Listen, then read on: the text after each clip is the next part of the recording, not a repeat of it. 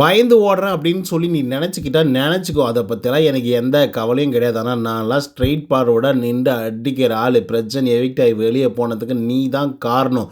இப்போ எங்களெல்லாம் விட்டுட்டு நீ கனி கூட சுற்றிட்டு இருக்க, அதுக்கான காரணத்தை நான் போட்டு உடைக்கிறேன் அப்படின்னு சொல்லி சாண்ட்ரா அவர்கள் வந்து பயங்கரமாக பேசிகிட்டு இருக்காங்க நம்மளுடைய அமித் கிட்ட. ஆக்சுவலாக இது காலையிலேயே வந்து நடந்தது. ஸோ ஏன் இவ்வளோ தூரம் வந்து பேசுகிறாங்க, திவ்யா ஏன் அப்படி என்ன பண்ணிட்டாங்க, அதுலேயும் தலை வெடிக்குது செத்துருவேன் அப்படி இப்படின்லாம் வந்து சொல்லியிருப்பாங்க இல்லையா அந்த ப்ரோமோவில். ஸோ அதெல்லாம் என்ன அப்படிங்கிறத பற்றி நீட்டாக டீட்டெயிலாக இந்த வீடியோவில் முழுசாக வந்து பார்த்துடுவோமா. அதுக்கு முன்னாடி சப்ஸ்கிரைப் பண்ணாதவங்க சப்ஸ்கிரைப் பண்ணி வச்சுக்கோங்க. பக்கத்தில் ஒரு பெல் ஐக்கான் இருக்கும், அதையும் ப்ரெஸ் பண்ணி ஹாலில் போட்டுக்கோங்க. அப்போ தான் நாங்கள் அப்டேட் பண்ணுற ஒரு வருஷம் உங்களுக்கு நோட்டிஃபிகேஷன் வந்து சேரும். அதை தாண்டி இந்த வீடியோக்கு குறைஞ்சபட்சம் ஒரு 1000 லைக்கான எதிர்பார்க்குறேன். ஸோ லைக்கை போடுங்க, வீடியோ பாருங்கள். வாங்க இந்த வீடியோக்களை வந்து போகலாம். இப்போ தான் லைவில் வந்து பார்த்திங்க அப்படின்னா நம்மளுடைய சாண்ட்ரா அவர்கள் வந்து அமித் கிட்ட ஒரு சில விஷயத்தை வந்து சொல்லிட்டு இருக்காங்க. ரியலாக அதெல்லாம் கேட்கும்போது நிஜமாகவே கண் கலங்குற மாதிரி தான் வந்து இருந்தது. ரீசன் என்ன அப்படின்னு பார்த்தீங்கன்னா, கடந்து வந்த பாதை அப்படின்னு சொல்லி சில பேருக்கு வந்து பார்த்திங்கன்னா அமைச்சு கொடுத்துருப்பாப்பில் நம்மளுடைய பிக் பாஸ் அவர்கள். அவங்களுடைய ஸ்டோரிஸை வந்து சொல்லியிருப்பாங்க. பட் வைல்டு கார்டு என்ட்ரி கொடுத்த ஆட்களுக்கு வந்து அந்த மாதிரி எதுவுமே வந்து வச்சிருக்க மாட்டாங்க. அது ஏன் எதுக்கு அப்படின்றதெல்லாம் நமக்கு வந்து தெரியல. பட் அது வைக்கல. மேபி அது வைக்கப்பட்டிருந்தால் மேபி பிரஜன் அவர்களையும் சாண்ட்ரா அவர்களையும் நம்ம வேறு ஒரு கோணத்தில் வந்து பார்த்துருப்போமோ அப்படிங்கிற மாதிரி வந்து நமக்கு வந்து தோணுது.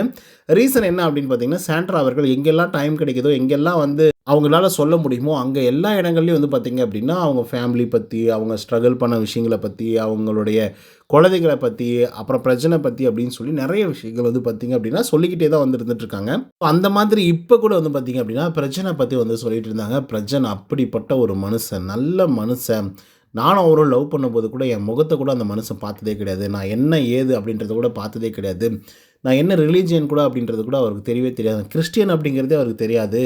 அந்த வயசில் நான் ரொம்ப இதுவாக இருக்கும் பொழுது என்னை வந்து மேரேஜ் பண்ணிவிட்டு அவரை வந்து வீட்டுக்கு எதிர்த்து கூப்பிட்டு வந்து அதுக்கப்புறம் வந்து பார்த்திங்க அப்படின்னா ஃபேமிலி ஆகி ஃபேமிலியை நல்லபடியாக பார்த்துக்கிட்டு அதுக்கப்புறம் குழந்தைகளாகி ஸோ அதுக்கப்புறம் வாழ்க்கையில் எங்கெங்கேயோ எந்தெந்த மாதிரியோ வந்து போயிட்டு ஒன்றுமே இல்லாமல் அவருக்காக நான் எந்த விதத்துலையும் சப்போர்ட்டிவாக இல்லாமல் இப்போ வரைக்குமே நான் சப்போர்ட் பண்ணலை அப்படின்னு சொல்லி ஒரு வார்த்தை அந்த மனுஷன் கேட்கவே மாட்டார்.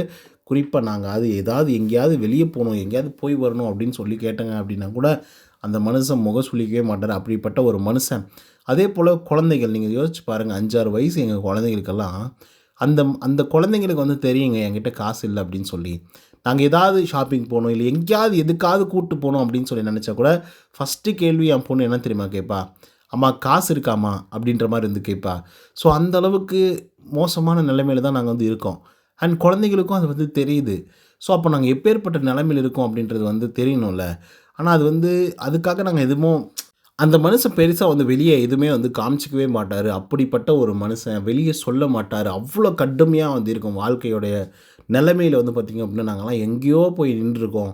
ஆனாலும் அந்த மனுஷன் கொஞ்சம் கூட மனசு விடாமல், மனசு விட்டு ரொம்ப அழுகாமல் ஒரு மாதிரி வந்து இருப்பாப்புல அப்படின்ற மாதிரி இப்போ லைவில் வந்து சொல்லிட்டுருக்காங்க. நிஜமாகவே அதெல்லாம் லிட்டரலாக வந்து கேட்கும்போது ஏடா இவங்களுக்கு இப்படிப்பட்ட ஒரு நிலைமையா அப்படின்ற மாதிரி வந்து நமக்கே வந்து இருக்கும். ஏன்னா ஒரு சின்ன குழந்தை வந்து எங்கேயாவது கூப்பிட்டு போகணுன்னு ஆசைப்பட்டு அப்பா அம்மா நினச்சா கூட குழந்தையே வந்து கேள்வி கேட்குமா, அம்மா உங்ககிட்ட காசு இருக்காம்மா அப்படின்னு சொல்லி கேட்கும்போது அந்த அப்பா அம்மாவுடைய மனசு எப்படி இருக்கும். ஸோ அந்த விஷயத்தெல்லாம் அவங்க வந்து சொல்லிட்டுருக்காங்க. ஸோ இதே மாதிரி வந்து பார்த்திங்க அப்படின்னா காலையிலையும் நிறைய விஷயங்கள் வந்து பார்த்திங்கன்னா ஷேர் பண்ணியிருக்காங்க. ஸோ திவ்யா அவர்கள் வந்து ஜெயிலுக்கு வரணும், நான் அவங்க கூட ஜெயிலுக்கு வரணும், உங்கள் கூட மட்டும்தான் நான் வரணும் அப்படின்ற மாதிரிலாம் யோசித்து சில வேலைகள்லாம் வந்து பண்ணால் அந்த மாதிரி ஒரு கேவலமான கேமை நான் கூட வந்து விளையாடிருக்கேன். ஆனால் இந்த அளவுக்கெல்லாம் நான் விளையாடினது கிடையாது, இந்த அளவுக்கெல்லாம் கேவலமாக நான் விளையாடினது கிடையாது அப்படிங்கிற மாதிரி சாண்ட்ரா அவர்கள் வந்து போட்டு உடைச்சிருப்பாங்க. ஆக்சுவலாக அது என்ன பிரச்சனை அப்படிங்கிறத நான் சிம்பிளாக வந்து சொல்கிறேன். அது என்ன அப்படின்னு பார்த்தீங்கன்னா, சாண்ட்ரா அவர்கள் அந்த வாரத்தில் ஒஸ்ட்டாக வந்து பர்ஃபார்மன்ஸ் வந்து பண்ணாங்க அப்படின்னு சொல்லி செலக்ட் பண்ணிட்டாங்க. ஏன்னா அந்த வாரத்தில் பயங்கரமான ரோஸ்ட் சாண்ட்ராவுக்கு. எதுக்காக ரோஸ்ட் அப்படின்னு பார்த்தீங்கன்னா, அவங்க கிச்சன் டீம்லேருந்து என்டர்டெயின் பண்ணாமல் சோப்பு மாப்பு அப்படின்ற ஒரு டாஸ்க் வந்து வந்திருக்கு இல்லையா. ஸோ அதில் வரக்கூடிய கழகங்களுக்கு எல்லாருக்கும் முதல் முற்றுப்புள்ளியாக இருந்தது யாரா அப்படின்னு பார்த்தீங்கன்னா சாண்ட்ரா அவர்கள் தான். ஸோ சாண்ட்ரா அவர்களை ஒஸ்ட் பர்ஃபார்மரில் எல்லா ஆட்களும் வந்து தேர்ந்தெடுத்துட்டாங்க. இன்க்ளூடிங் அவங்க டீம்லேயே இருக்கக்கூடிய ஆட்களும் வந்து பார்த்திங்கன்னா சாண்ட்ரா அவர்கள் வந்து ஒஸ்ட் பர்ஃபார்மர் அப்படின்ற மாதிரி தேர்ந்தெடுத்துட்டாங்க. இப்போ என்னடா பிரச்சனை அப்படின்னு பார்த்தீங்கன்னா, கனி அவர்களும் ஈக்குவலண்ட்டாக அதே அளவுக்கு ஓட்டிங்ஸ் வந்து வாங்கியிருந்தாங்க. ஸோ அவங்களும் அதாவது கனியும் சாண்ட்ரா அவர்கள் 2 பேரும் தான் வந்து பார்த்திங்க அப்படின்னா ஜெயிலுக்கு போகிறது மாதிரி வந்து இருந்தது. ஆனால் ட்விஸ்ட் அடித்த மாதிரி என்ன ஆயிடுச்சு அப்படின்னு பார்த்தீங்கன்னா, இல்லை கனி வந்து என் கூட வரக்கூடாது அப்படின்ற ஒரு முடிவுக்காக சாண்ட்ரா அவர்கள் எடுத்த முடிவுனால என்னாச்சு அப்படின்னு பார்த்தீங்கன்னா, பிரஜன் வந்துட்டு நம்மளுடைய திவ்யா அவர்கள் வந்து சொல்கிறாங்க. திவ்யா வந்துட்டு சாண்ட்ராவை சொல்கிறாங்க. ஸோ திவ்யா அவர்களுக்கு அந்த ஓட்டிங்ஸ் அப்படிங்கிறது வந்து இன்க்ரீஸ் ஆயிடுச்சு. ஓகேங்களா? ஸோ அதனால் வந்து என்னாச்சு அப்படின்னு பார்த்தீங்கன்னா, 2 பேரும் வந்து ஜெயிலுக்கு வந்து போகிறாங்க. பட் அந்த ஒரு விஷயத்தை வந்து சாண்ட்ரா கிட்டே சொல்லவே இல்லை அப்படின்ற மாதிரி சாண்ட்ரா அவர்கள் வந்து சொல்கிறாங்க.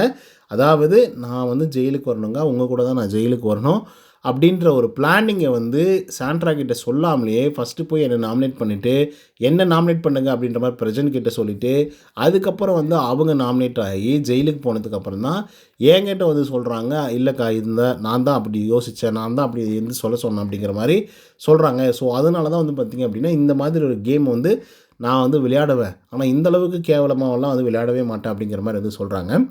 2வதா அவங்க சொன்ன கம்ப்ளைண்ட் என்ன அப்படின்னு பார்த்தீங்கன்னா, நான் செத்துருவேன், எனக்கு தலை வலிக்குது, தலை வெடிக்கிற மாதிரி வந்து இருக்குது அப்படின்ற மாதிரிலாம் வந்து சொல்லிட்டு இருந்தால அப்படிங்கிற மாதிரி சொல்லியிருப்பாங்க. அது ஆக்சுவலாக வந்து என்ன நடந்திருக்கும், என்ன சொல்லியிருப்பாங்க திவ்யா அவர்கள் அப்படின்னு சொல்லி பார்த்தீங்கன்னா, ரியலாகவே வந்து அது பார்க்கும்போது, கேட்கும்போது உங்களுக்கு லிட்ரலாகவே சொல்கிறேன், உங்களுக்கு ஒரு விஷயம் வந்து புரிய வரும். திவ்யா இப்படி ஒரு விஷயத்த வந்து பண்ணாங்களா அப்படிங்கிற மாதிரி. ஏன்னா அப்படிப்பட்ட ஒரு விஷயம் தான். என்னென்னா, நம்ம சாண்ட்ரா அவர்கள் வந்து இருக்காங்கல்ல, அவங்க வந்து பார்த்திங்கன்னா ஒர்ஸ்ட் பெர்ஃபார்மராக தேர்ந்தெடுக்கப்பட்டிருப்பாங்க. அதுக்கடுத்து திவ்யா அவர்கள் ஒர்ஸ்ட் பெர்ஃபார்மராக தேர்ந்தெடுக்கப்பட்டிருப்பாங்க. பட் இவங்க வந்து சீக்கிரமாக குயிக்காக போய் ஜெயிலில் போயிடலாம் அப்படின்றது தான் அவங்களுடைய நிலைமை. ஆனால் பிக் பாஸ் அவர்கள் ஒரு தரமான டாஸ்க் வந்து கொடுத்துருப்பாங்க, அவங்களுக்கு பனிஷ்மெண்ட் வந்து கொடுத்துருப்பாங்க. என்னடா பனிஷ்மெண்ட் அப்படின்னு பார்த்தீங்கன்னா, ரொம்ப அழகான பனிஷ்மெண்ட். வீட்டு மொத்தத்தையும் நீங்கள் தான் க்ளீன் பண்ணணும் அப்படிங்கிற மாதிரி ஒரு பனிஷ்மெண்ட்டை கொடுத்ததுனால, ஸோ அங்கே என்ன ஆயிடுச்சு அப்படின்னு பார்த்தீங்கன்னா, இல்லை முடியவே முடியாது அப்படிங்கிற மாதிரி வந்து பார்த்திங்கன்னா, இவங்க செய்யவே செய்யாமல் ஒரு மாதிரி வந்து பண்ணிகிட்டு இருந்தாங்க. ஸோ அதனால் என்ன ஆயிடுச்சு அப்படின்னு பார்த்தீங்கன்னா, பயங்கரமாக கடுமையாக கோவமாயிட்டார் பிக் பாஸ். ராத்திரிக்கு 4 மணிக்கு தான் வந்து பார்த்திங்கன்னா இவங்க ஜெயிலுக்கே போனாங்க. அந்த இன் பிட்வீனில் என்னாச்சு அப்படின்னா, திவ்யாவுக்கு தலை வலிக்குது, எனக்கு தலை பயங்கரமாக வெடிக்கிற மாதிரி வந்துருக்கு, நான் செத்தே போயிடுவேன் தலைவலியில் அப்படிங்கிற மாதிரிலாம் வந்து சொல்லிட்டு வந்து இருந்துகிட்ருப்பாங்க. நம்ம விக்ரம் அவர்கள் மேற்பார்வை இட்டுருப்பார். அப்போது இந்த மாதிரி தலைவலிக்குது, செத்துருவேன் அப்படிலாம் சொல்லும்போது, சரி ஓகே மெடிக்கல் ரூம் போங்க அப்படின்னு சொன்னதுக்கப்புறம் மெடிக்கல் ரூம் வந்து போவாங்க. போனதுக்கப்புறம் என்னடா நடந்திருக்கும் அப்படின்னு பார்த்தீங்கன்னா, மாத்திரை டேப்லெட்ஸ் எல்லாம் கொடுத்து அனுப்பிச்சிருப்பாங்க. இவங்க டேப்லெட்ஸ் எடுத்துகிட்டு வந்து கடைசி வரைக்குமே போடாமலே வந்திருப்பாங்க.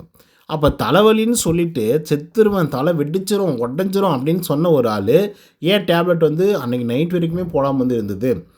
நான் வந்து அந்த பொண்ணை கூப்பிட்டு சொல்கிறேன், ஏன் நீ டேப்லெட் போடாமல் இருக்க, டேப்லெட் போடு, இப்போ தலைவலி சரியாயிடுச்சா அப்படின்னு சொல்லி நான் வந்து கேட்குறேன். ஆனாலும் வந்து அந்த பொண்ணு வந்து போடவே இல்லை. ஸோ இதுக்கு பேர் என்ன அப்படிங்கிற மாதிரி சாண்ட்ரா அவர்கள் உடைக்கிறாங்க. அண்ட் விஜய் சேதுபதி அந்த வாரமே வந்து சொல்லியிருந்தாங்க, அவங்க ஒரு நல்ல கேம் ப்ளே பண்ணுறாங்க, நீங்கள் அது வந்து புரிஞ்சிக்காமல் ஒரு ப்ளே வந்து பண்ணிகிட்ருக்கீங்க, பார்த்து இருந்துக்கோங்க திவ்யா கிட்ட அப்படின்னு வந்து சொல்லியிருப்பாங்க. பட் இப்போ தான் நான் வந்து புரிஞ்சுக்கிறேன், திவ்யா வந்து எப்படிப்பட்ட ஒரு ஆள் அப்படிங்கிற மாதிரி நம்ம அக்கா சாண்ட்ரா அவர்கள் வந்து சொல்லிகிட்ருக்காங்க. அப்புறம் பிரஜன் போனதுக்கான காரணமும் அவள் தான். அது மட்டும் இல்லாமல் நான் போகணுன்னு தான் வந்து எக்ஸ்பெக்ட் பண்ணா, ஆனால் நடந்தது வந்து வேறு மாதிரி ஆகிப்போச்சு. ஸோ இதனால் பிரச்சனைகள் பெருசாகிடுச்சு அப்படிங்கிற மாதிரி சாண்ட்ரா அவர்கள் வந்து சொல்லிகிட்ருக்காங்க திவ்யாவை பற்றி அமித் கிட்ட. ஸோ இப்போ நீங்கள் சொல்லுங்கள், இவங்க சொன்னதில் எத்தனை விஷயங்கள் வந்து உண்மையாக இருக்கும், எத்தனை விஷயங்கள் வந்து பொய்யா இருக்குது அப்படிங்கிறத கமெண்ட்ஸில் வந்து பதிவு பண்ணுங்கள். பட் இப்படிப்பட்ட ஒரு கோணத்தில் வந்து இருக்கும் பொழுது அமித் அவர்கள் சொல்கிறாரு, நீங்கள் எதுவாக இருந்தாலும் டைரெக்டாக பேசலாம், டைரெக்டாக கன்ஃபரன்ட் பண்ணலாம், டைரெக்டாக சண்டை போடணுமா சண்டை கூட போடுங்க, அதுதானே விஜய் சேதுபதி சொல்லிட்டுருக்காப்புல. அப்படி என்ன நடந்துற போகுது, நம்ம க்ளோஸ்டு ஏரியாவில் தானே வந்து இருக்கோம். ஸோ அது மட்டும் இல்லாமல் எல்லோரும் கண்காணிச்சிட்டு தான் நம்ம இருக்காங்க. ஸோ அப்படி இருக்கும்போது உங்களுக்கு தேவைன்னா நீங்கள் பண்ணுங்கள், கேளுங்க அப்படின்னு சொல்லும்போது சாண்ட்ரா வந்து இல்லை நான் கேட்க மாட்டேன், அப்படிப்பட்ட ஒரு கேவலமான ஒரு கேமை நான் விளையாட மாட்டேன் அப்படிங்கிற மாதிரி சாண்ட்ரா அவர்கள் சொல்லி மழுப்பிட்டுருக்காங்க. ஸோ இப்போ நீங்கள் சொல்லுங்கள், சாண்ட்ரா அவர்கள் இப்படிலாம் புரணி பேசுகிறதுக்கு பதிலாக டைரெக்டாக போய் திவ்யா அவர்களை பேசினா கரெக்டாக இருக்குமா இருக்காது அப்படிங்கிறது கமெண்ட்ஸ் வந்து பதிவு பண்ணுங்கள். இந்த வீடியோ உங்களுக்கு வந்து பிடிச்சிருந்தா இதே மாதிரி பிக் பாஸோட அப்டேட்ஸ்லாம் நீங்கள் தெரிஞ்சுக்கணும் அப்படின்னு நினச்சிங்கன்னா நம்மளோட சேனலை சப்ஸ்கிரைப் பண்ணாங்க, சப்ஸ்கிரைப் பண்ணி வச்சுக்கோங்க. இன்னொரு தவறான சந்திரன். Until then bye from Uday. நன்றி, வணக்கம்.